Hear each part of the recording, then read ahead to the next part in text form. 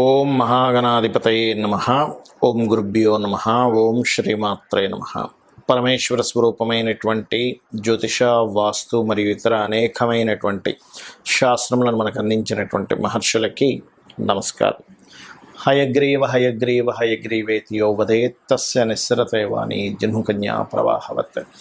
అరుణాం కరుణాతరంగితాక్షీం ధృతపాశాంకుశపుష్పబాణచాపాం అనిమాదిభిరావృతాం మయూకైః అహమిత్యేవ విభావయే భవానీం. శ్రీమాత్రే నమః.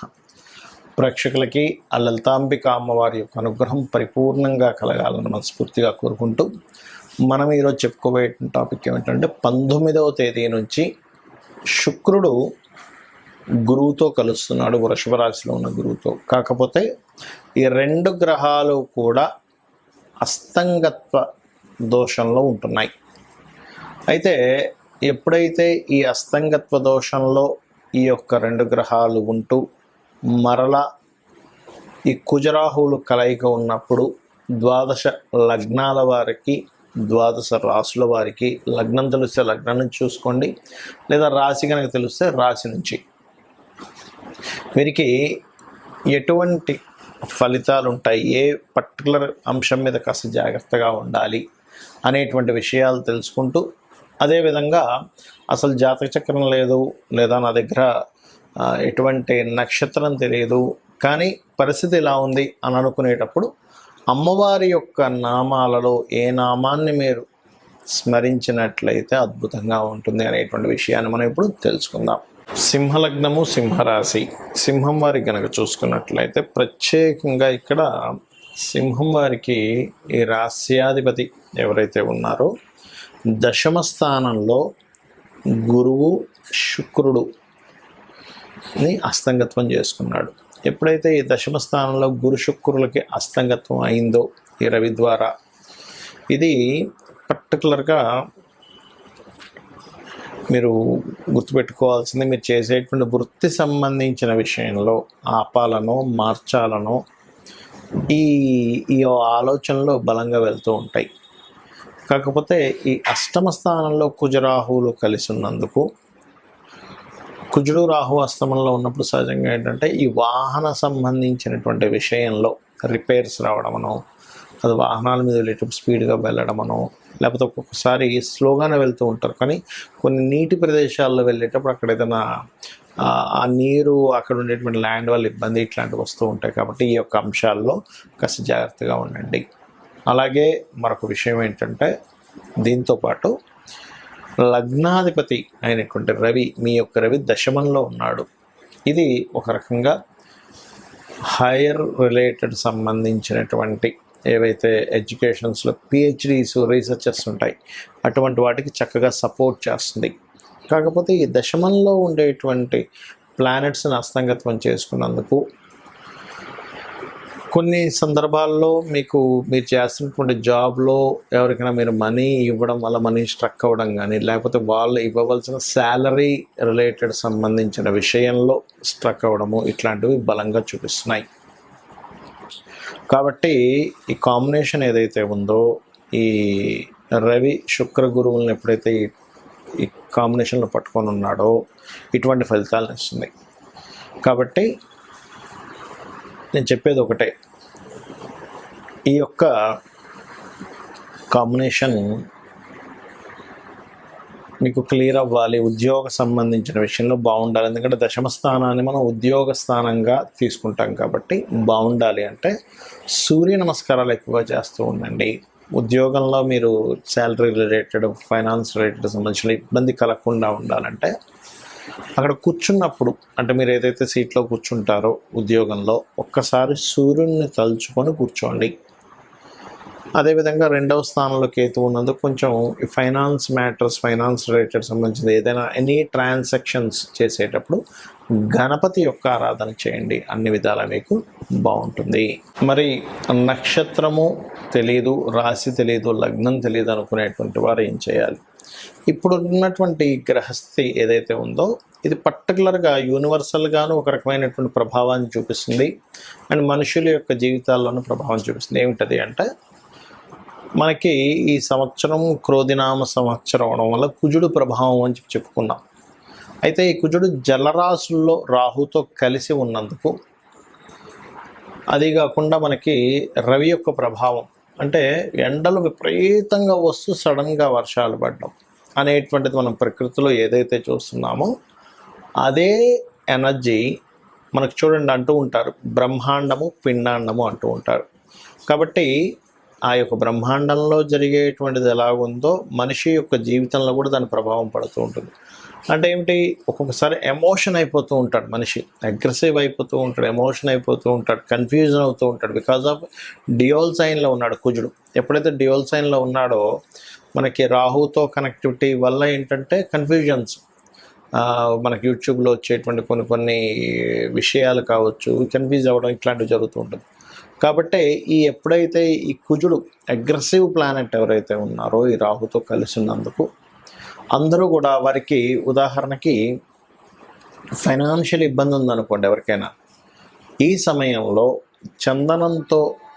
చందన వాటర్లో కలిపి నరసింహస్వామికి అభిషేకం చేయడం ద్వారా మీకు ఫైనాన్షియల్గా ఏదైతే అధిక ఖర్చులు అవుతున్నాయో ఆ యొక్క అధిక ఖర్చుల నుంచి బయటపడడం జరుగుతుంది, గుర్తుపెట్టుకోండి పర్టికులర్గా. అలాగే ఇక్కడ ఎవరికైనా అది అధిక ఖర్చులకి, ఒకవేళ ఫైనాన్షియల్ రిలేటెడ్గా ధనం రావాలి, కొంతమంది చూడండి ఎక్కడో మనీ ఇరుక్కుపోయి ఉంటాయి. బికాజ్ ఆఫ్ ఈ శుక్రుడు గురువు స్ట్రక్కింగ్ ప్లానెట్స్ అని చెప్పుకున్నాం. అంటే శుక్రుడు గురువు మనీని ఇచ్చే ప్లానెట్స్ స్ట్రక్ అయ్యాయి, అంటే మౌఢ్యంలో ఉండిపోయాయి.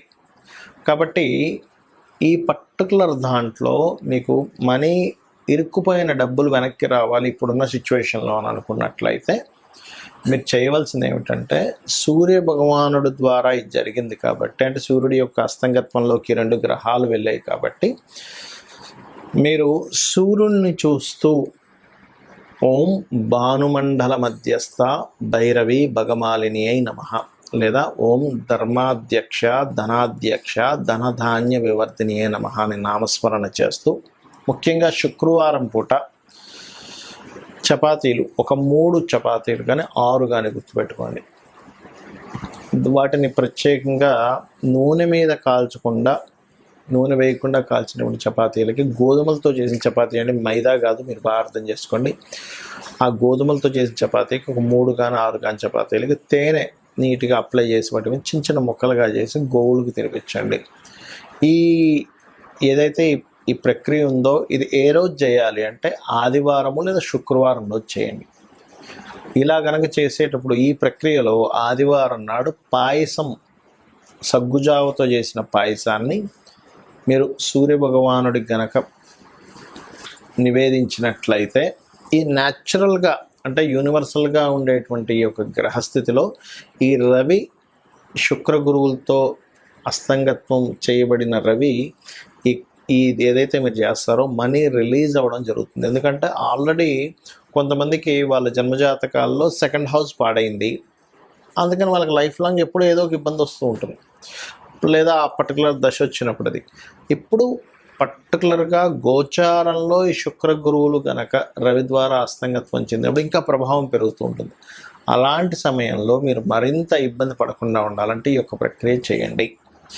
అలాగే సహజంగానే మనం ఈ మౌఢ్యం సమయంలో కూడా ఎటువంటి శుభకార్యాలు చేయం. అయితే ఇందులో కొంతమంది కొంత కన్ఫ్యూజన్ ఉంది. ఎలా అంటే రెగ్యులర్గా చేసేటువంటి బిజినెస్లో ఇన్వెస్ట్మెంట్ చేయొచ్చా చేయకూడదా అని అడుగుతున్నారు.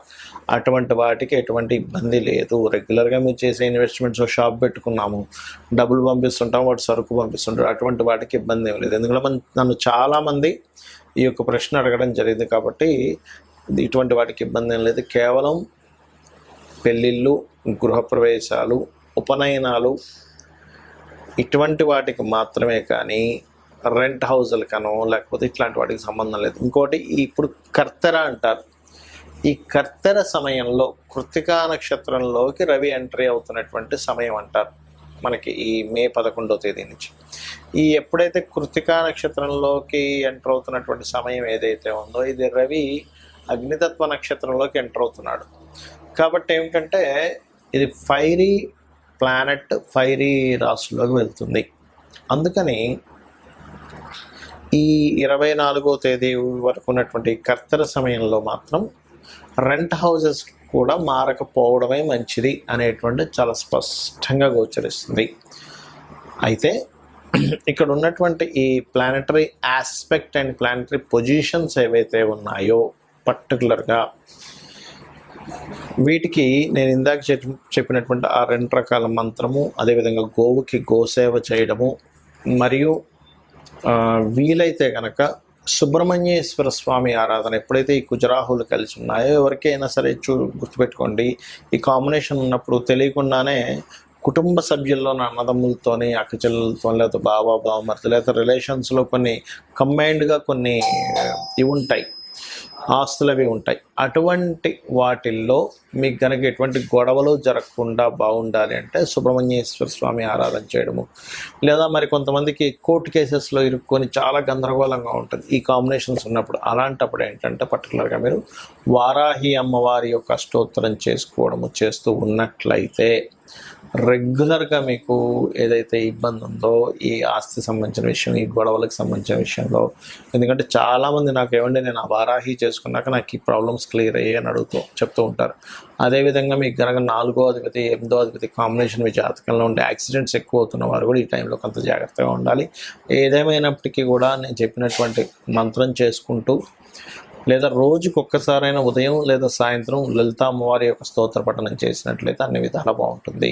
శ్రీమాత్రే నమః.